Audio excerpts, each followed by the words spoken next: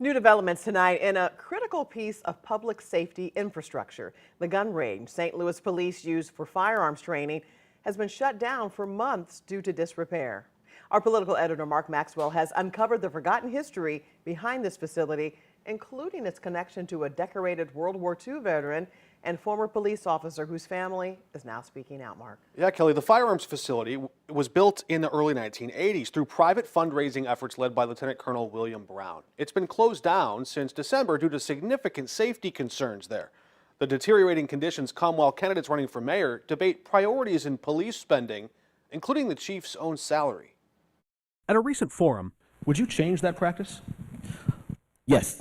Candidates running for mayor debated the police chief's salary, $175,000 from the city and $100,000 from corporate donations funneled through the St. Louis Police Foundation. Mayor Jones, can you also tell us, did you have any reservations about that setup for the compensation for the police chief? And do you think it's working? I absolutely think it's working. We needed a world-class police chief. That question came from an anonymous person in the crowd.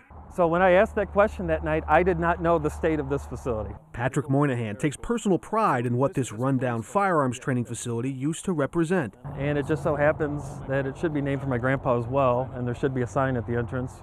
In the early 1980s, police desperately needed a shooting range for training, but money was tight. He went to his friends and to his family to raise money to build this. Eventually, generous donors raised enough to break ground. Everybody pitched in all across town. That shovel and these photos of the dedication still in the family. The persistence, dedication, and leadership of Lieutenant Colonel William E. Brown resulted in the completion of a unique facility, which is the department's first outdoor firearms training center.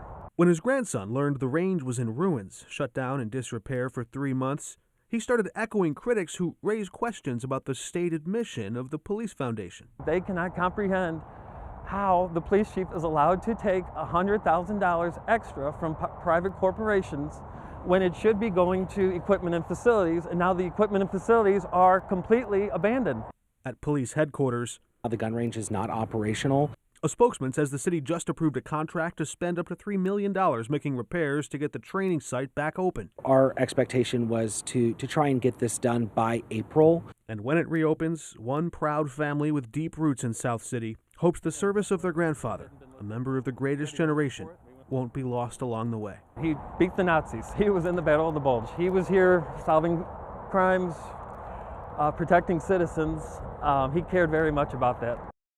After we raised this family's concern with top police brass, the chief's office told me they believe the sign honoring Lieutenant Colonel William Brown had been gone for years, but assures the family tonight, quote, "This chief is going to bring it back."